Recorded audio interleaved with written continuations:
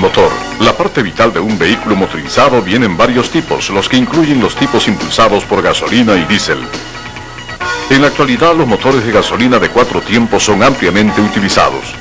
Ahora vamos a aprender lo básico y los procedimientos de reparación general del motor de gasolina de 4 tiempos a través de 2 volúmenes de cintas de video. Este video, volumen 1, le brindará el conocimiento básico referente a la construcción y funcionamiento del motor de gasolina.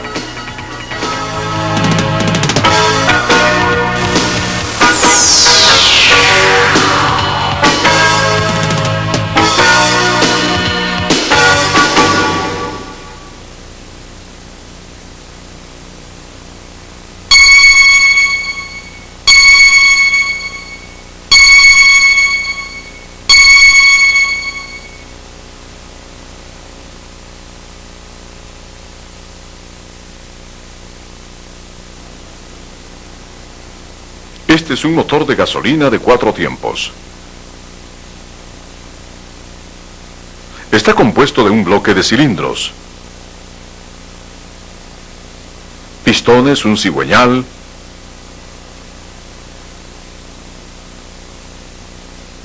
una culata de cilindros, un eje de levas y otras partes.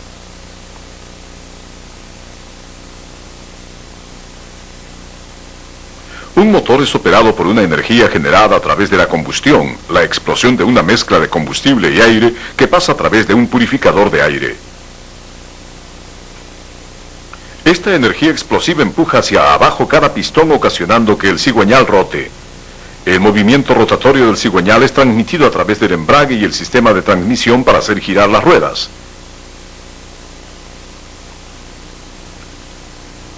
Tal como lo indica su nombre, el motor de gasolina de 4 tiempos opera en ciclos continuos de 4 tiempos, comenzando con la admisión de la mezcla de aire-combustible y finalizando con el escape del gas de combustión.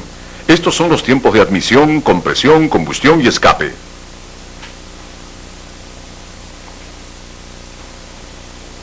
Para el tiempo de admisión se cierra la válvula de escape y se abre la válvula de admisión. Mientras baja el pistón, el espacio superior del cilindro aumenta, haciendo que la presión interna del cilindro sea negativa. La mezcla de combustible y aire es entonces aspirada a través de la válvula de admisión al cilindro.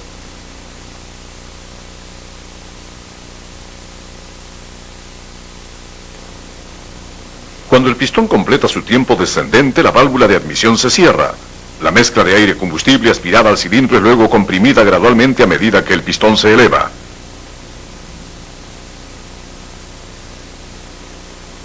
Cuando el pistón casi completa su tiempo ascendente, una corriente eléctrica aplicada a la bujía causa una chispa, explotando instantáneamente la mezcla de aire-combustible. Esta energía explosiva empuja hacia abajo el pistón haciendo que el cigüeñal rote. Esta es la fuerza de impulsión del vehículo. Al final del tiempo descendente del pistón, la válvula de escape se abre. A medida que el pistón se eleva nuevamente, el gas de combustión es expelido del cilindro a través de la válvula de escape. De esta forma, el cigüeñal rota 2 veces mientras el pistón se mueve a través de los tiempos de admisión, compresión, combustión y escape. El motor continúa marchando repitiendo estos 4 tiempos de la operación del pistón, ocasionando la marcha del motor.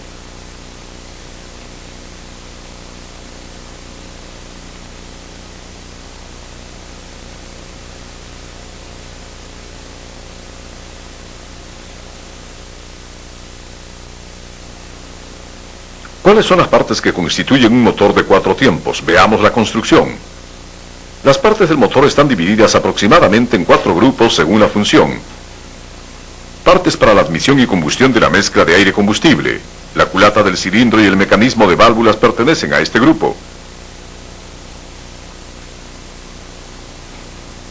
Las partes para la compresión de la mezcla de aire-combustible son los pistones, anillos de pistón, bloque de cilindros, válvulas, etc.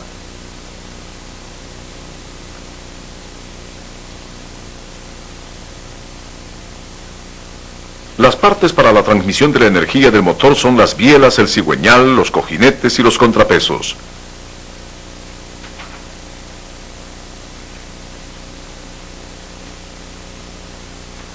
Las partes para la generación de chispas son las bujías, el distribuidor, etc.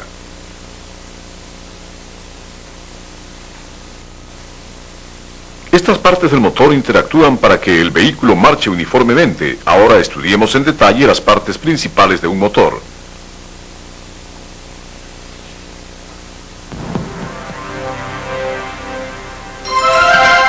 La culata de cilindros se encuentra en la sección superior del motor. Debido a que la culata de cilindros está localizada inmediatamente encima del bloque de cilindros, está siempre expuesta a la alta temperatura y al gas de combustión de alta presión.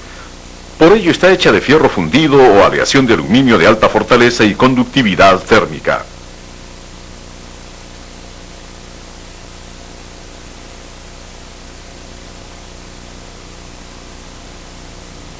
La parte inferior de la culata de cilindros es hueca, formando una cámara de combustión junto con el cilindro y el pistón. El desempeño del motor depende enormemente de la forma de la cámara de combustión, así como las posiciones de instalación del mecanismo de las válvulas y las bujías.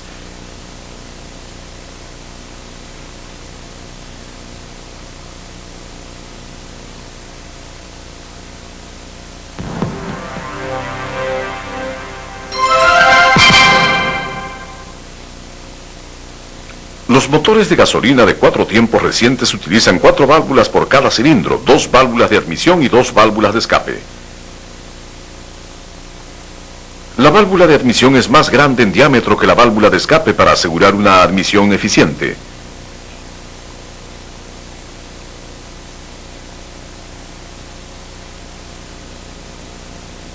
Debido a que estas válvulas también están sujetas a alta temperatura y alta presión, están hechas de níquel resistente al calor o acero especial, tal como el acero cromado.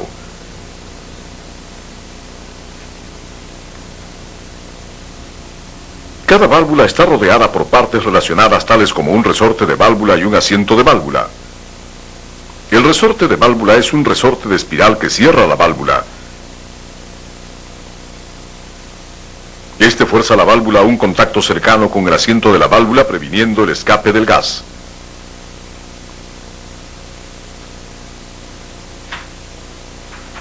Normalmente los motores utilizan un resorte por cada válvula, a pesar de que algunos motores utilizan 2 resortes por cada válvula.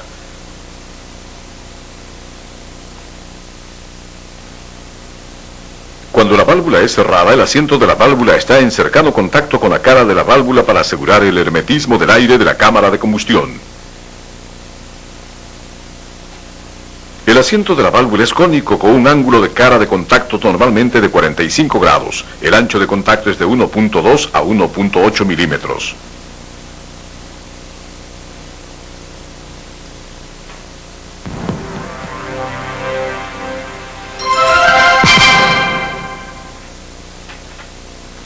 El bloque de cilindros constituye la estructura de un motor.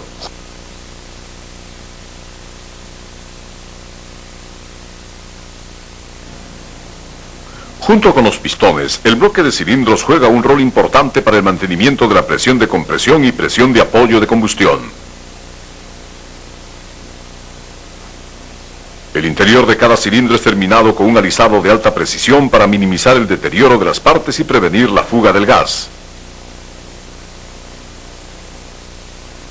El diámetro del cilindro es un círculo completo. Sin embargo, la parte superior del cilindro y el lado de contacto del pistón tienden a sufrir un desgaste debido a la alta temperatura y alta presión. Luego, la abertura entre los anillos del pistón y el cilindro aumentan, dando como resultado una pérdida de compresión.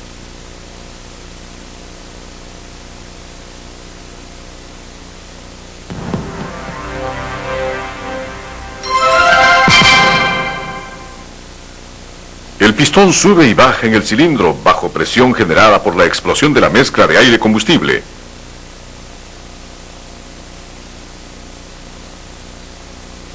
Esta es la construcción de un pistón. El pistón rota el cigüeñal a través del pasador del pistón y la biela.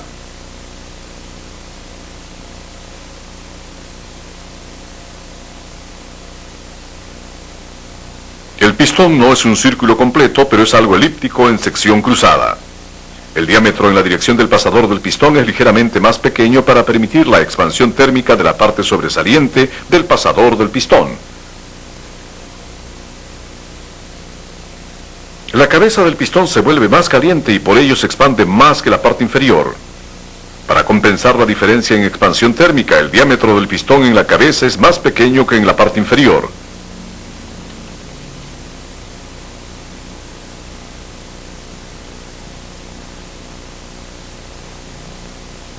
Los anillos del pistón evitan la fuga de presión de compresión a través de la abertura entre el cilindro y el pistón.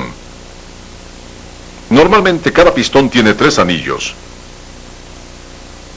Los 2 superiores son anillos de compresión, los cuales mantienen el hermetismo de aire de la cámara de combustión y transfieren el calor del pistón a la pared del cilindro. El anillo inferior, el de aceite, remueve el aceite de la pared del cilindro dejando una película de aceite de espesor mínimo necesario para prevenir el ingreso del exceso de aceite a la cámara de combustión.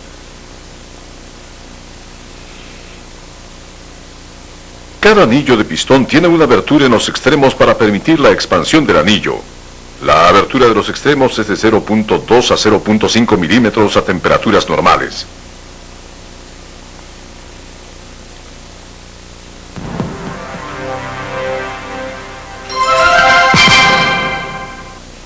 La biela une cada pistón al cigüeñal de manera que el movimiento vertical del pistón es convertido en un movimiento rotatorio. Debido a que la biela está sujeta a una fuerza de compresión continua, fuerza de tensión, etc., debe ser lo suficientemente rígida para soportar estas cargas. En conjunto, asegúrese de elegir un cojinete de biela adecuado para la biela.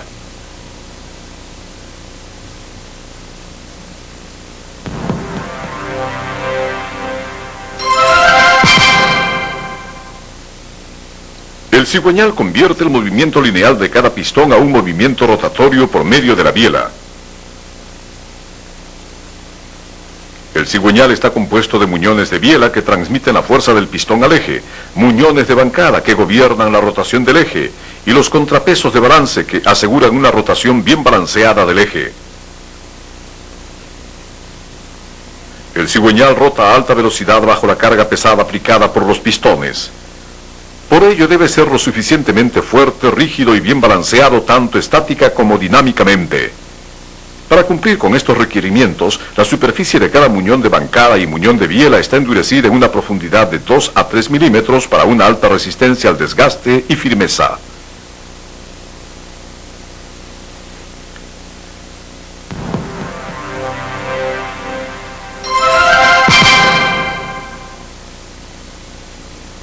Los cojinetes de bancada del cigüeñal reciben la carga de impacto de la explosión aplicada a las partes rotatorias del cigüeñal, tales como los muñones de biela y bancada, así como las cargas mismas de estas partes. Una película de aceite de un espesor apropiado se forma en cada superficie de los cojinetes o metales para prevenir que se atasquen las partes rotatorias y minimizar el daño de fricción. Los cojinetes también aseguran el contacto hermético del aire del cigüeñal con el bloque del cilindro y cojinete de bancada, mejorando así el desempeño de la radiación del calor. La abertura entre el cigüeñal y cada cojinete de bancada es llamada separación de aceite. La separación de aceite es normalmente de 0.02 a 0.06 milímetros. Una separación de aceite más grande causa un ruido anormal o una disminución en la presión hidráulica.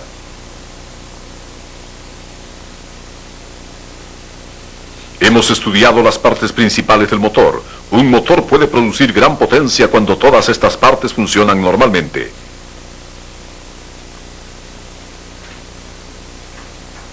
Entre las muchas partes del motor, el mecanismo de válvulas es especialmente importante y complejo. Veamos de cerca el mecanismo de válvulas.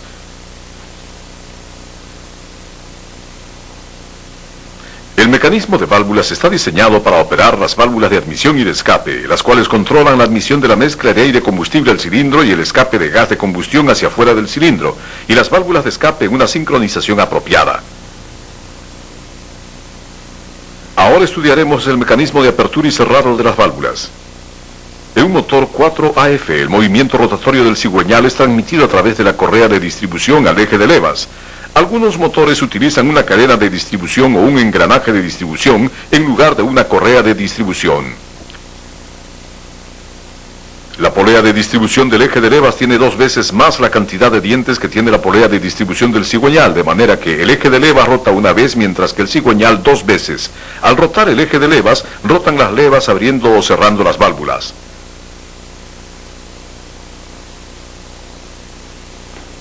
El mecanismo de válvula puede estar dividido en varios tipos de acuerdo al número de ejes de levas y la posición del eje de levas relativa a las válvulas.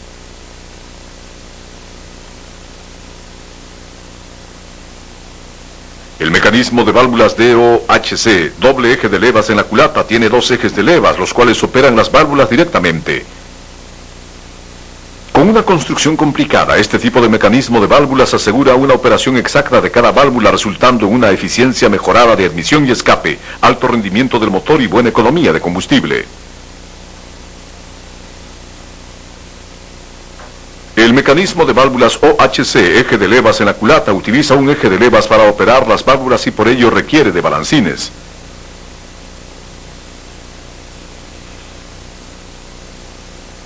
El mecanismo de válvulas OHB, válvulas en la culata, tiene un eje de levas en la parte baja del bloque de cilindros, por lo tanto requiere varillas de empuje y balancines. A pesar de su construcción simple, casi ya no se usa este tipo de mecanismo de válvulas.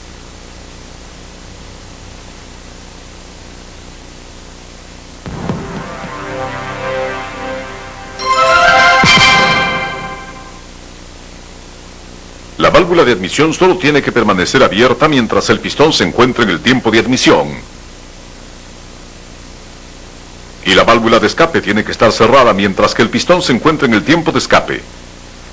Sin embargo, la sincronización de la válvula debe tener en cuenta el hecho de que las inercias de la admisión y escape aumentan a medida que la velocidad del motor aumenta.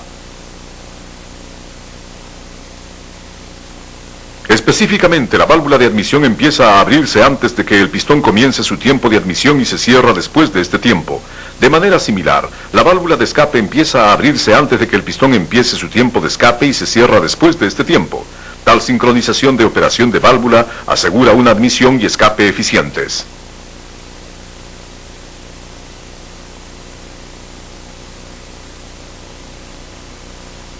Un cuadro mostrando la sincronización de la operación de la válvula en términos de ángulo de cigüeñal es llamado un diagrama de sincronización de válvula. Tal como lo muestra este diagrama, cada válvula se abre o se cierra más rápido con respecto a la posición del pistón en cada tiempo, mejorando de esta manera las eficiencias de la admisión y escape, así como posibilitando que cada válvula se abra completamente en el momento óptimo.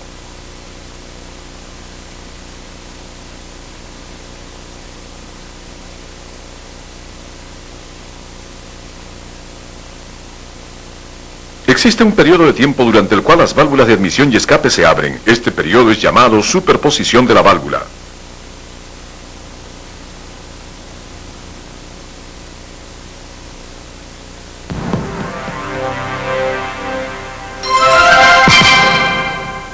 Para posibilitar que cada válvula se abra y se cierre uniformemente, se debe dar una separación apropiada alrededor de la válvula. A esto se le llama separación de válvulas.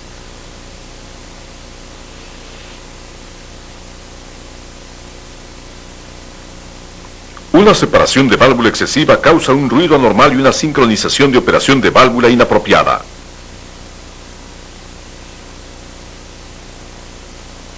Una separación insuficiente de la válvula causa un cerrado de válvula incompleto, dando como resultado una compresión insuficiente. La separación de la válvula debe ser ajustada a un valor apropiado.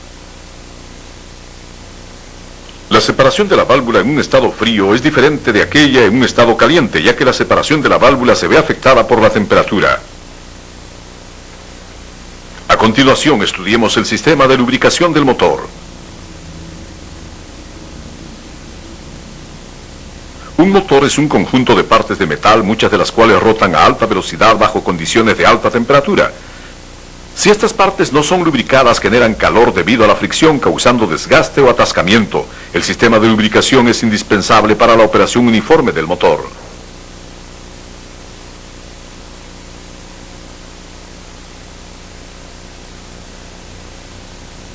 El sistema de lubricación está compuesto principalmente por un sumidero de aceite para almacenar aceite de motor,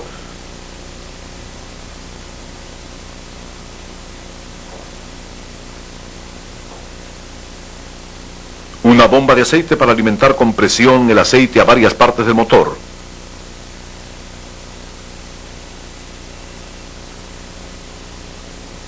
Un filtro de aceite para remover las impurezas del aceite.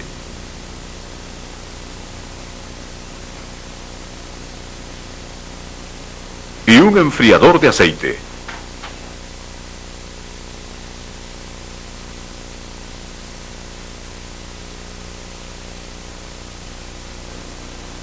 El sistema de lubricación abastece de aceite de motor a cada parte del motor para dejar una película de aceite en las superficies de las partes, minimizando así la fricción y el desgaste.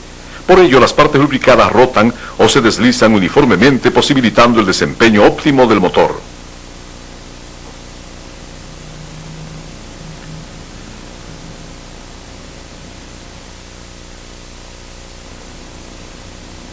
Los motores de 4 tiempos normalmente utilizan un sistema de lubricación de tipo de presión. En este tipo de sistema, el aceite almacenado en el sumidero de aceite es primero filtrado a través de un colador de aceite y luego enviado a la bomba de aceite.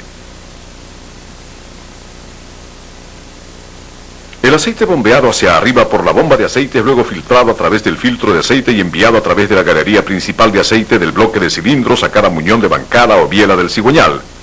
El aceite es impulsado hacia los pistones y cilindros para lubricarlos. Simultáneamente el aceite es abastecido al mecanismo de válvulas. Luego el aceite retorna al sumidero de aceite. Ahora veamos cada parte principal del sistema de lubricación.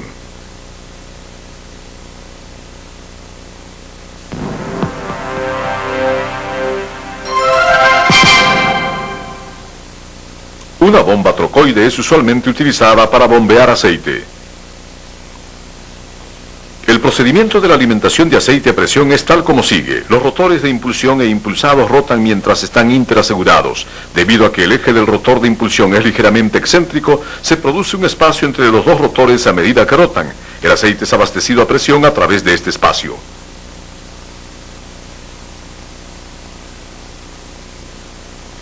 La bomba de aceite tiene una válvula de liberación la cual ajusta la máxima presión de aceite. Cuando la presión de aceite alcanza un valor específico entre los 3 y 6 kilos por centímetro cuadrado, la válvula de liberación se abre para ajustar la presión máxima de aceite.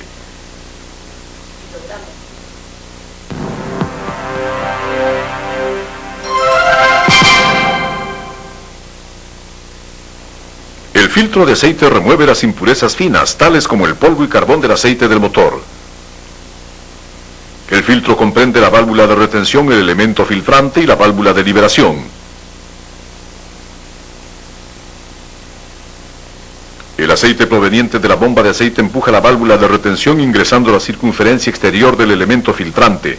A medida que el aceite pasa a través del elemento al centro del filtro, las impurezas son filtradas del aceite, el cual es luego enviado a cada parte del motor.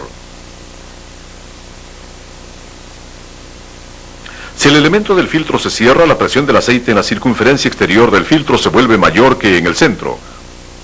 Cuando la diferencia de presión se vuelve aproximadamente 1 kilo por centímetro cuadrado, la válvula de liberación se abre para crear una desviación, permitiendo que el aceite fluya directamente al motor sin pasar a través del elemento filtrante, previniendo de esta manera una lubricación insuficiente.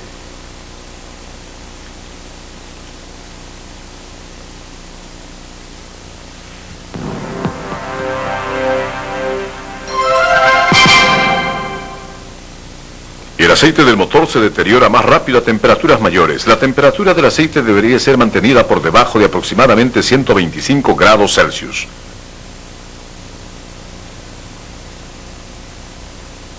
Debido a que el aceite tiende a calentarse, el motor está equipado con un enfriador de aceite como este para bajar la temperatura del aceite.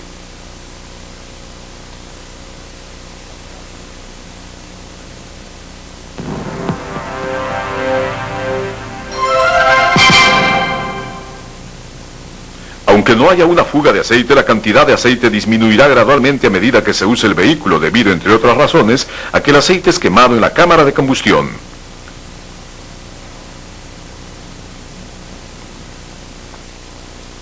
El aceite también es consumido en otros 3 puntos. Entre el cilindro y el pistón.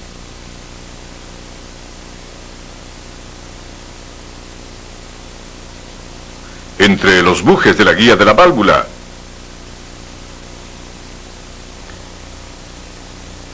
Y el vástago de la válvula y en el sistema de control de emisión del cárter del cigüeñal. sistema de enfriamiento también es esencial para el motor. Veámoslo.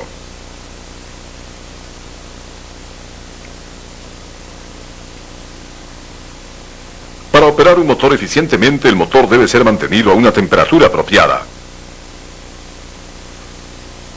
Una temperatura excesivamente alta dará como resultado una expansión anormal y un atascamiento de las partes. Una temperatura demasiado baja, de otro lado, causará un consumo de combustible elevado y un desgaste acelerado de las partes. Para mantener una temperatura de motor apropiada no es suficiente prevenir simplemente que la temperatura del motor se eleve. También es necesario elevar rápidamente la temperatura a un valor apropiado cuando está baja.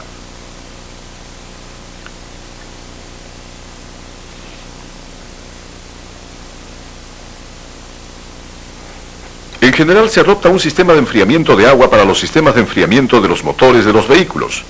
Un sistema de enfriamiento de agua es generalmente compuesto por una bomba de agua, la cual hace circular agua como un refrigerante a través de cada parte del motor y del sistema de calefacción.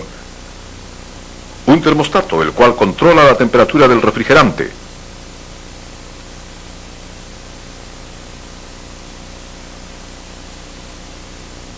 Un radiador, el cual irradia el calor del refrigerante a la atmósfera. Y un ventilador de enfriamiento, el cual mejora el desempeño de la irradiación del radiador. En este sistema de enfriamiento, el refrigerante que circula a través de un compartimiento de agua que absorbe el calor generado por el motor, disminuyendo de esta manera la temperatura del motor. Después de que el calor absorbido es irradiado a la atmósfera por el radiador, el refrigerante regresa al compartimiento de agua para circular y enfriar el motor.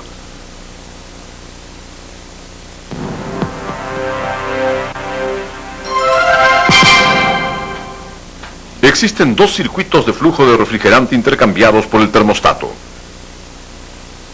Cuando la temperatura de enfriamiento es baja, el termostato se cierra cortando el flujo de refrigerante que va al radiador para calentar el motor rápidamente.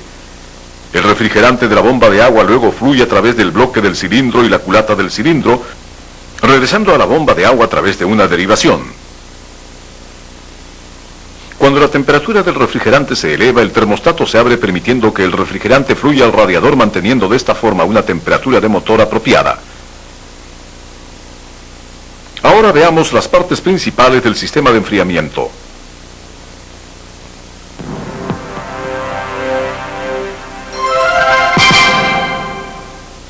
Existen dos tipos de sistema de enfriamiento en términos de un circuito de derivación de refrigerante. El tipo de derivación en línea, en el cual la derivación está abierta en todo momento, y el tipo de derivación inferior. La mayoría de motores utilizan el tipo de derivación inferior. En el tipo de derivación inferior, el termostato es instalado en la parte de la entrada del refrigerante y tiene una válvula de derivación. Cuando el termostato se abre, la válvula cierra la derivación. Comparado con el tipo de derivación en línea, el tipo de derivación inferior tiene una mayor eficiencia de enfriamiento y menos fluctuación en la temperatura de refrigerante, y por ello alcanza una temperatura de motor más estable.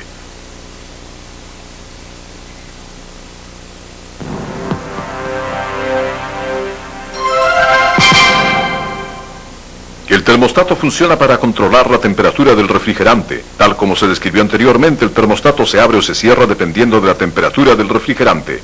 Normalmente el termostato empieza a abrirse a una temperatura del refrigerante entre 80 grados y 84 grados Celsius y se abre completamente a 95 grados Celsius. Si el termostato se cierra cuando el refrigerante es inyectado al sistema de enfriamiento después del drenaje, quedará aire al lado del motor en el sistema de enfriamiento, dificultando la inyección del refrigerante. Para evitar esto, el termostato tiene una válvula de drenaje de aire en el reborde.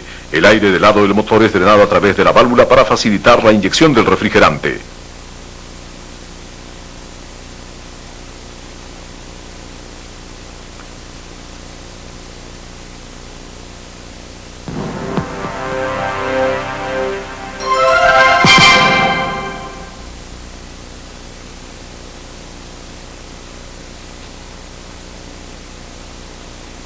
La bomba de agua fuerza el refrigerante a través del sistema de enfriamiento. El movimiento rotatorio del cigüeñal es transmitido a través de la correa de distribución y la correa en B para impulsar el rotor de la bomba. La función del bombeo del rotor circula el refrigerante en el sistema de enfriamiento. La abertura abertura entre el rotor y el cuerpo de la bomba de agua está mecánicamente sellada para prevenir la fuga del refrigerante. Si el refrigerante se filtra desde el sello mecánico, puede entrar en la sección de cojinetes. Para prevenir esto, la bomba de agua está provista de orificios de drenaje de agua. La fuga del refrigerante puede ser comprobada a través de estos orificios.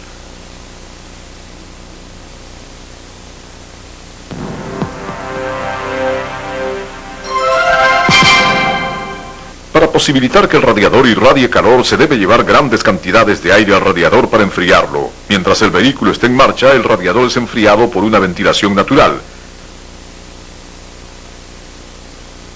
Mientras el vehículo está detenido, no obstante, el ventilador de enfriamiento debe ser utilizado para forzar aire al radiador. Existen dos tipos de ventilador de enfriamiento: el tipo de acoplamiento de fluido controlado por la temperatura y el tipo impulsado por motor. El ventilador de acoplamiento de fluido controlado por la temperatura cambia su velocidad entre dos niveles de acuerdo a la temperatura de aire del radiador. Cuando la temperatura del aire es baja, la velocidad del ventilador se mantiene en un nivel bajo para apresurar el calentamiento del motor y reducir el ruido del ventilador. Cuando la temperatura del aire se eleva, la velocidad del ventilador cambia a un nivel alto para aumentar el desempeño del enfriamiento.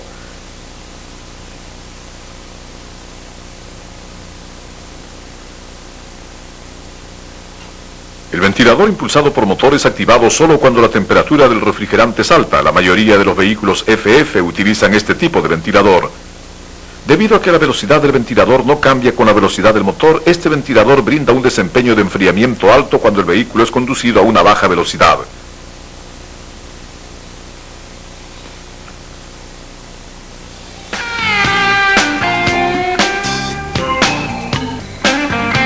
Hemos estudiado los fundamentos de un motor de gasolina de 4 tiempos. El motor está compuesto por muchas partes intrincadamente interrelacionadas. El motor no trabajará satisfactoriamente si cualquiera de estas partes falla. Usted debería entender totalmente la construcción de los motores de gasolina a través de este video, volumen 1 y volumen 2, en el procedimiento de reparación general, así como el manual de entrenamiento técnico de Toyota, de manera que usted puede brindar servicios técnicos apropiados para satisfacer a nuestros clientes.